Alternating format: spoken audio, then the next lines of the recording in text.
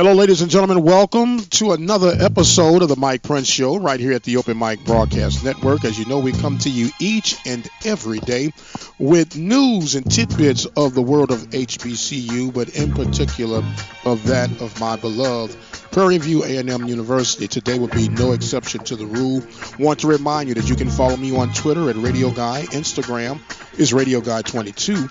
And if you happen to be in the local Prairie View community, you can always check us out at 87.9 FM. And, of course, the website is obnradio.com. And without any further ado, we'll jump right into today's episode.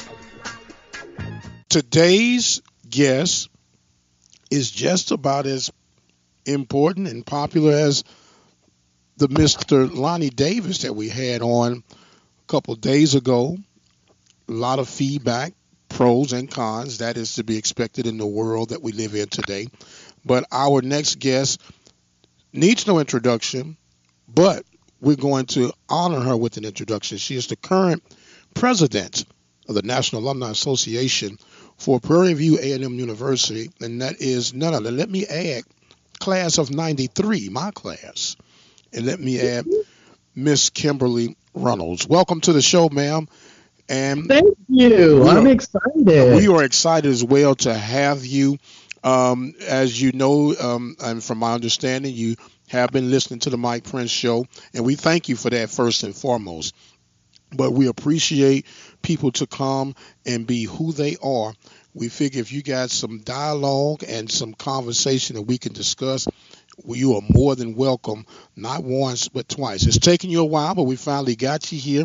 So introduce yourself to those who might not know who you are and how we got to where we are today. Well, I'm Kimberly Runnels. I am a second-generation PVI. Both of my parents met on the campus of Prairie View A&M University. My mother was born and raised here in Dallas, and so after graduation, they both moved here and built their family right here in Dallas, Texas. And so there was no question that I would attend Prairie View. I have to thank my father. Sometimes I forget to thank him for the choice he sort of took out of my hands and had me attend Prairie View, but I'm very thankful. I'm very thankful. Yes, no doubt. I've been active with the National Alumni Association and the local Dallas chapter for 20 years now. It was 20 years this spring, or was it 20 years last spring? I've been involved for quite a while, and it's been a labor of love, no doubt, a labor of love. I attended my first meeting, I think, in 97, 98, and fell in love with the people and the mission. Absolutely, and it's a mission that never ceases. No matter what you're doing, no matter where you are, is something always happening. Yes, no doubt, no doubt. Now, you are in the current status of the Prairie View A&M National Alumni Association. You and I have dialogued before, and yes. This was one of those long overdue times to get you on the show. But it happens to come in an opportunity where you were able to hear a former PV grad. Well, I shouldn't say a former grad, because once a grad, always a grad. But an alumnus who have been known for some controversial letters of sting and letters of controversy. But you were quite taken back by the interview itself, correct? I was. Would you like to explain in detail on what it was that got your attention? You know, when you read the emails that Lonnie Davis has posted over the years, you read a lot of angst, you read frustration, and you wondered, does this man truly care about Prairie View?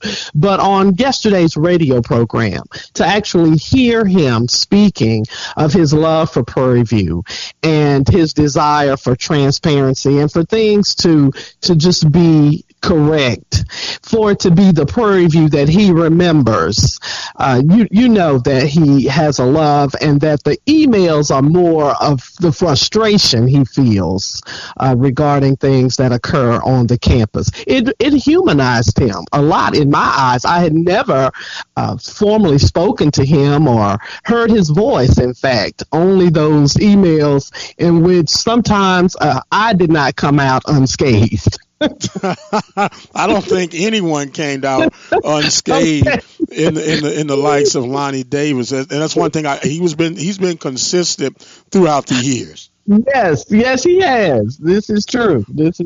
So when we gathered that, and I think it did a great job. Some people will still miss the message because who the messenger happens to be. But was there anything that you thought or even thought about reconsidering that you may have heard that could make you say, well, I didn't look at it from that vantage point?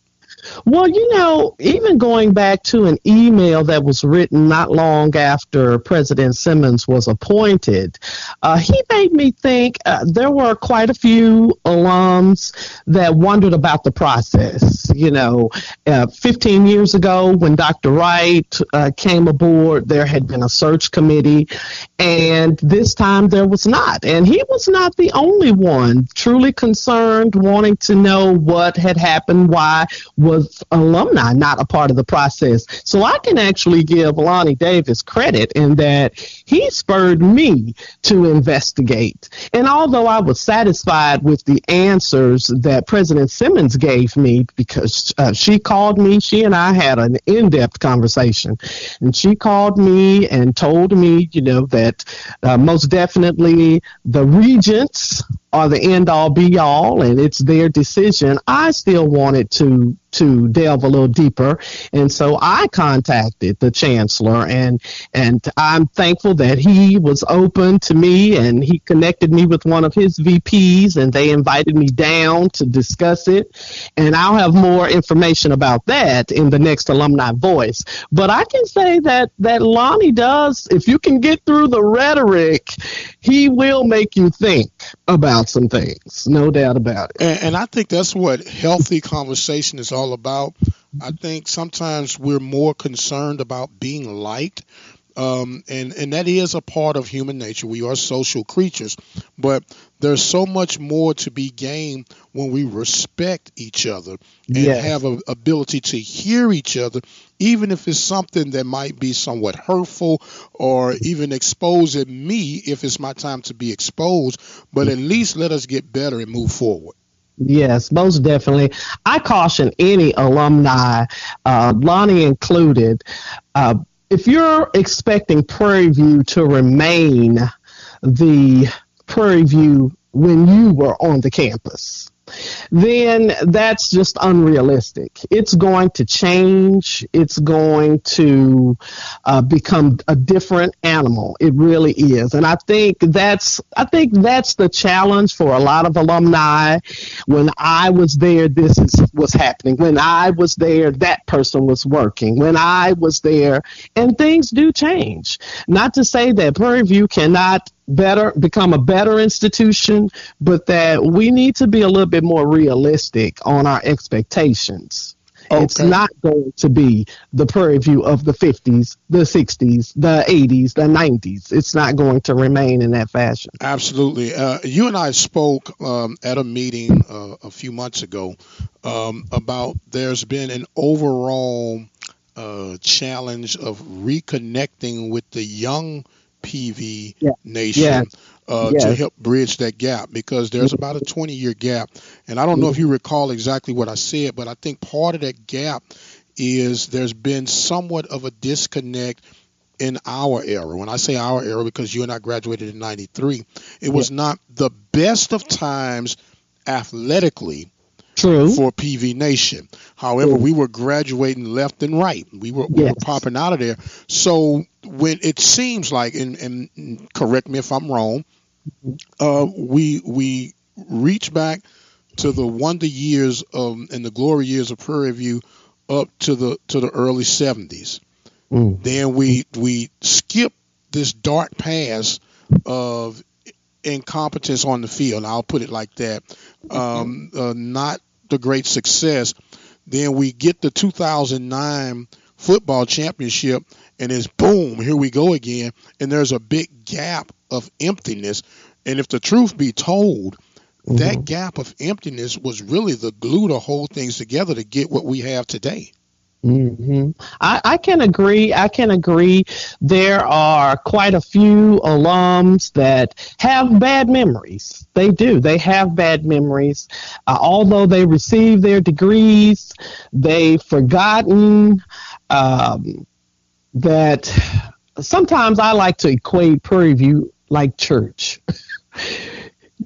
You're supposed to give. You're supposed to give. You're supposed to do for the church. You're supposed to give to Prairie View. You're supposed to do for Prairie View. And I definitely understand there were many challenges. And with athletics, not having a football program, that was detrimental to a lot of persons. That was detrimental to recruiting. It had long-lasting effects. It really did. And still today, you can ask some alum to participate, get engaged, become active, and they will go back to that time in the 90s when things were just not at its best at Prairie View. How do we bridge that gap? What do we do? I believe that as long as we continue communicating the positive things that alumni are doing now, the positives that are occurring on the campus, and how we're supporting the students and the integrity of our institution, I believe those persons will return to the fold. I do. But it has to be continuous. No doubt. It has to be continuous, and it has to be positive. I don't think we can dwell on things that happened 20 years ago forever. We just can't. We can't continue to bring that up and expect to have a positive outcome. Well, I believe there's a thing and a little phrase that I've coined over time. Don't forget to remember. And when I say that, no, you cannot harp and dwell on the past, but you can't forget the past. And we can't always point a rosy picture. You made a reference to the church. And the church should be a place of healing. It should be a place of restoration. And it should be a place of truth. But you know that sometimes when you start speaking truth in the church, people want to silence you. Yes. People want to start critiquing you. And then, you know, the one thing that we get, I'll never forget in my upbringing as a young minister, there was a young lady and her husband were complaining. And the old pastor said, "Oh, I'm not listening to them. They don't even tithe." And I'm going like, well, wait a minute. But they're still a member of the church. And maybe if you start listening to them, they might start tithing. This is true. Okay, so when we got to have what we call balance. Now, if we're going to be pro anything, and I'm a parent of 4. Okay, I love all 4 of my children unequivocally. But there comes a time when I have to correct them. Even my 32-year-old, I have to correct them. And it's not because I don't love them. It's because I do love them that I must correct them and bring to their attention of some things that they're doing that's not going to end up favorable if they stay on this path. I understand that. You know, and so I think sometimes that we will get a little sensitive when it hits towards home. You know, because okay, I'm going to ask you this, church lady, since you brought it up. Who are some of the most atrocious members of the church? Atrocious members of the church, those that attend every service. The pastor's kids. You got what I'm saying? And I get what you're saying. But the pastor would talk about everybody else's children, but his own. I understand. And then when you start talking about his own, then he want to start going to get scriptures and get sermons just on you. Well, I'm sorry, I digressed. I understand. I definitely understand what you're saying.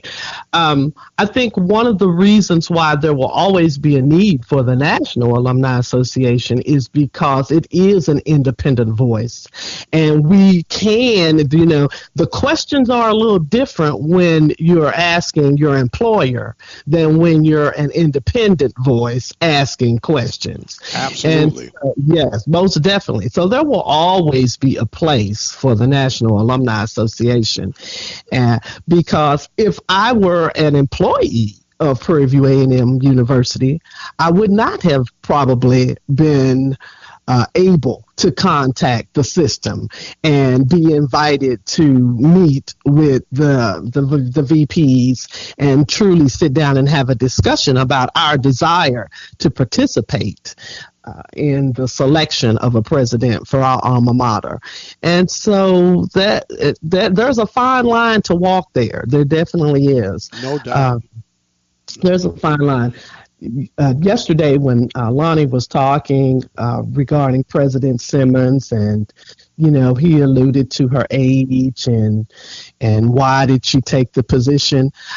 We've all read the articles, the news stories and whatnot. And she did say that, she would only serve as an interim and this and that. But I believe, and this isn't just my opinion, I believe that once she arrived to the campus, she saw the need. She saw that those students deserved someone of her caliber, and she was going to do what she needed to do. And she was the one, of course, who asked to be the permanent appointed president. She asked the system, and I'm thankful. I'm definitely thankful. But I do understand alumni wanting to be a part of the process, no doubt. Absolutely. We're speaking right now with the National Alumni Association president for Prairie View A&M University, Miss Kimberly Runnels, class of 1993. You just alluded a moment ago about the integrity of the National Alumni Association. We heard Brother Davis talk about this agreement that strictly made the National Alumni Association basically a big fundraising entity. Is there any truth to what he's talking? Well, first, let me preface it with the original affiliation agreement, which was signed in 2010 between Dr. Wright, president of Prairie View A&M University, and the National Alumni Association president, Lynn Morris. That original agreement had two sections, and those two sections incorporated supporting educational programs of the university, which we do, and section 2 was how the university would assist the National Alumni Association. Participation with conventions, sharing of a database of alumni so that we could keep in contact, the university and the NAA working together with homecoming activities, publications, and the like. An excellent affiliation agreement between Prairie View and the National Alumni Association. Fast forward to 2015, and this particular affiliation agreement was signed by Corey Bradford, Senior Vice President for Business Affairs, and Carl Young, the President. And I will agree with Lonnie in that the first role and responsibility listed here is that the association shall exercise its best efforts to secure gifts, grants, conveyances, devices, and bequests of funds and property, which is quite different than the original intention between President Wright and President Lynn Morris. And so I do see what Lonnie is referring to when he's saying that the primary role is fundraising activities. Again, this is a 5-year document. I think it extends for 5 years. And so in 2020, if President Simmons is still there and if I am still there, still here as NAA president, then we would sit down and I would hope that we would return to the original purpose of the affiliation, in that we're coordinating activities so as not to duplicate or compromise or be in conflict with the role or the mission of either institution, the National Alumni Association or the university. But I will concede that this last affiliation agreement from 2015 it includes other items, but the primary appears to be fundraising provision. It really does. Wow. And, Now here is the $1,000,000 question. yes. When you relinquish power Mm-hmm. Mm-hmm. and you try to go and renegotiate, power can be contagious. What makes you think they would be willing to just give that power right back to us? I believe President Simmons is a fair woman. She's a fair woman. And if she knows of all the 31 chapters and classes, she knows of the work and the service that those chapters and classes are doing for the good of Prairie View. I have faith that she will be open to the original purpose of the affiliation agreement and not just a fundraising arm for the university. And we've definitely kept up our end of the bargain on that. At the present time, the combined National Alumni Association and chapters and classes have $2.4 million of endowed scholarship funds on the campus. That's not including what the chapters are doing on their own, the scholarships that they're awarding each and every year. So we're definitely doing our part in that, but I'm hopeful that in 2020, when it's time for a new affiliation agreement, that it will include other entities besides fundraising. Now, in all due fairness, Madam President, would that be beyond the call of Dr. Ruth Simmons? Wouldn't that be the Board of Regents from Texas A&M's call?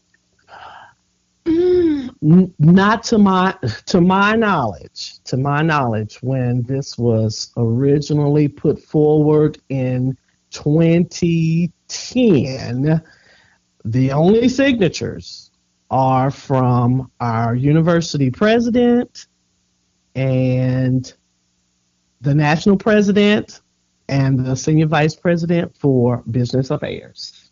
Those are the signatures. I don't know of it going to the A&M system. I have no knowledge of it having to be approved by them at all. Okay, now let me try to be a forward thinker. Okay. In the event 2020 arrives, Mm-hmm. and they say, nope, that's what you agreed upon, that's what it is, take it or leave it. Do we or should we be developing a plan B at this point? Well, I'm going to say that the National is always going to continue with its engagement activities. Although this affiliation agreement presently is outlining, I would say this agreement outlines how the university and the National Alumni Association interact with each other. It's not giving any directive on what the chapters and classes are doing.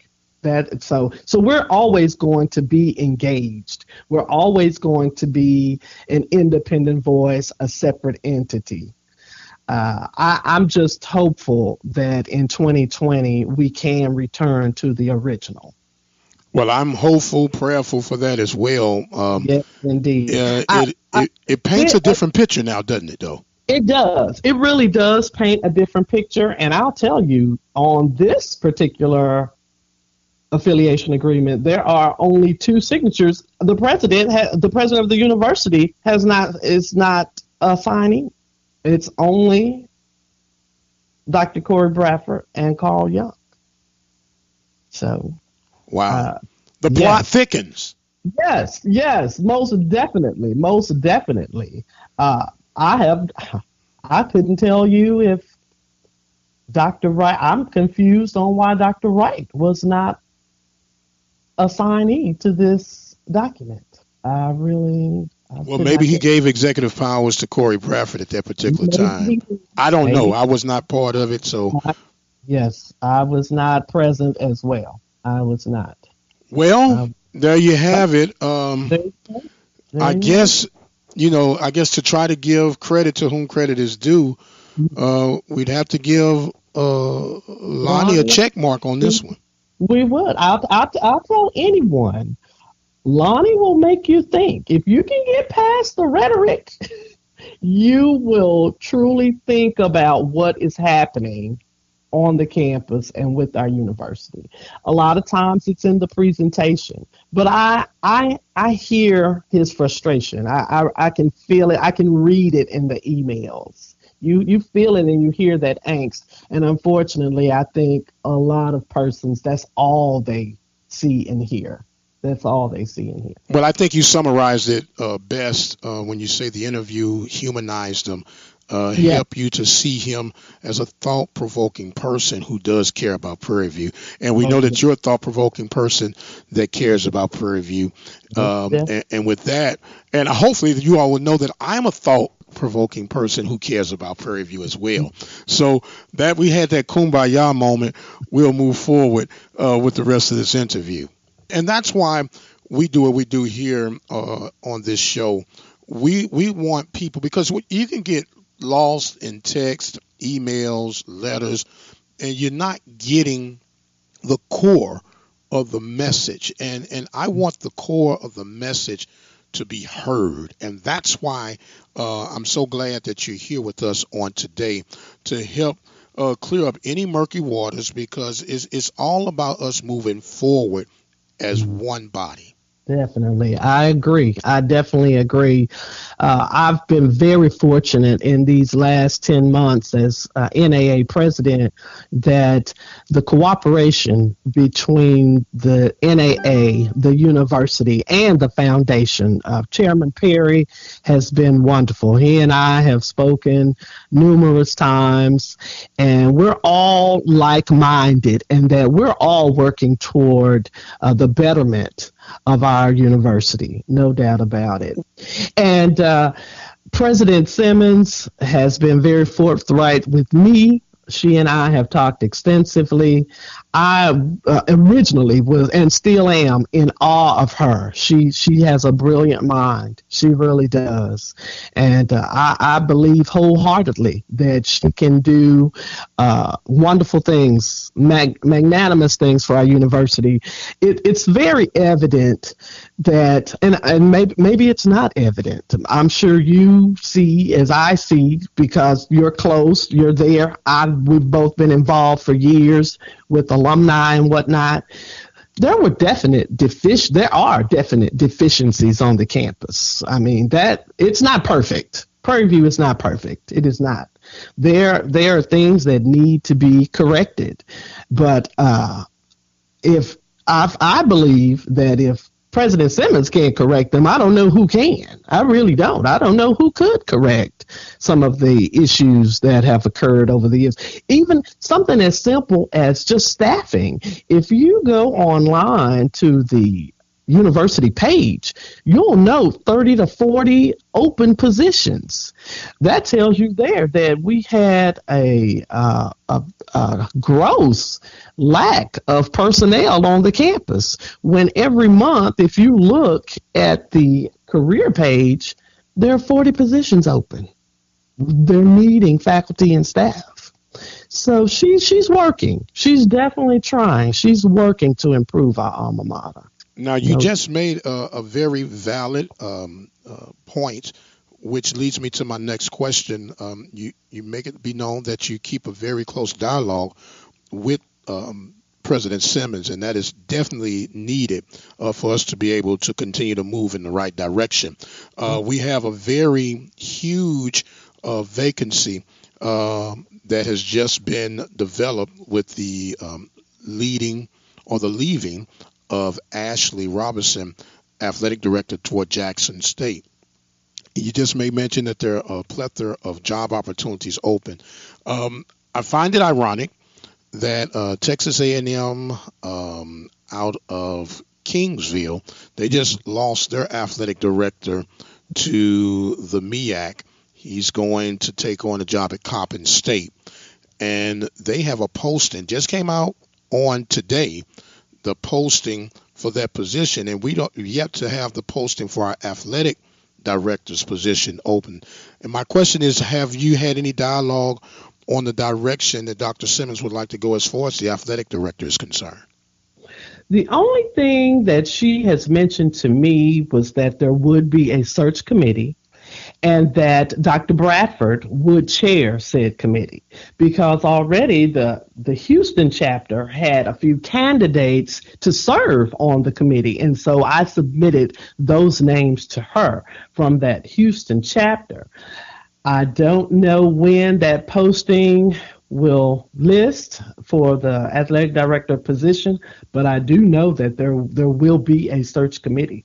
And I'm assuming this is a national search. Well, I'm hoping and assuming that as well. And I think part of the battle cry for years is that whenever something like this, a key position comes open, people already have in their mind who they want, and they kind of just rush the process, if you would, and then bam, this is who you got, deal with it. And I think this is a great time for us to get on the PV train together. And if you don't get a chance to get your person that you think would be a great candidate, at least be heard at the table where you can feel like you were part of the process. This is true. And she assured me that there would be ample alumni representation. I do not know if those committee members' names will be published or posted. I don't know if we'll ever know who exactly is serving on the committee, but she said there would be ample representation. I have actually put in a communique to Dr. Bradford asking, is there criteria for serving? Because, of course, we do have so many alumni in the area who are close and who are informed and who have the expertise to serve on such a committee. And I wanted to know, what is it that you're looking for exactly to serve? So I have not heard back from him as of yet. I've just recently sent the email to him. And but again, I'm hopeful that we'll hear something. And I believe that there will be adequate alumni representation. You know, we're alumni. We want what we want when we want it. And how we want it right now. Yes. But I think that is a very legitimate question. Is there a prerequisite or a criteria? Because it's just like going to select, and this might sound a little dramatic, but I don't need to select a doctor if I don't have a medical background. And it's not just trying to dumb things down, but you need people who are in tune. You need people who are aware.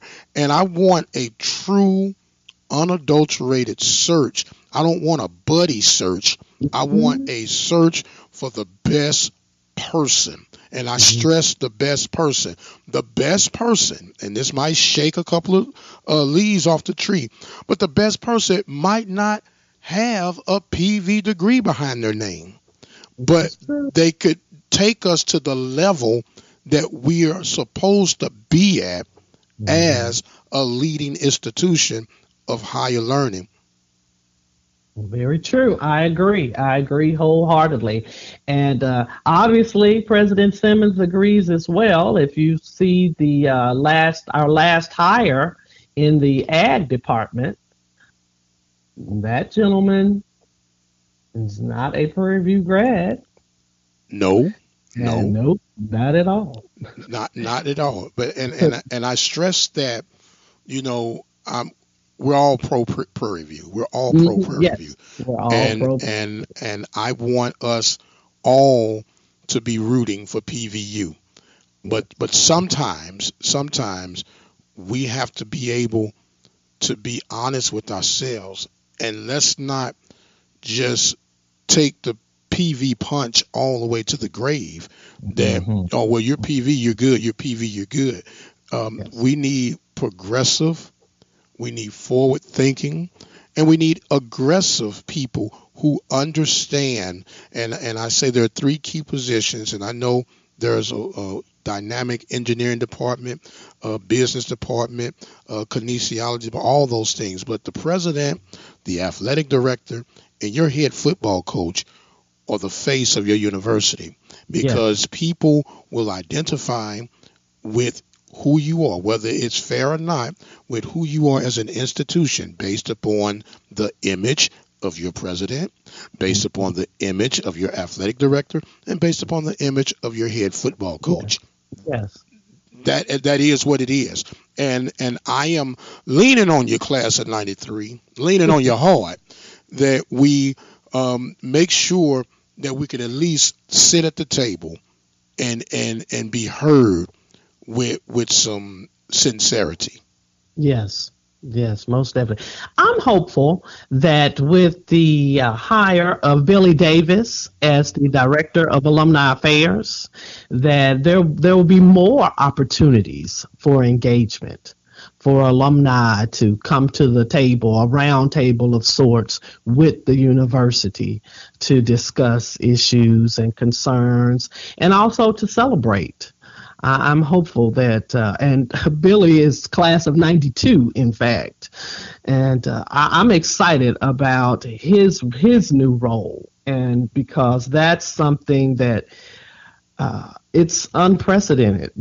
To my knowledge, we've never had a director of alumni affairs, and so that just tells me that President Simmons wants that alumni engagement. Well, it's needed. It's needed from both ends. It's needed because alumni, whether we want to agree to disagree or not, it can make or break your institution.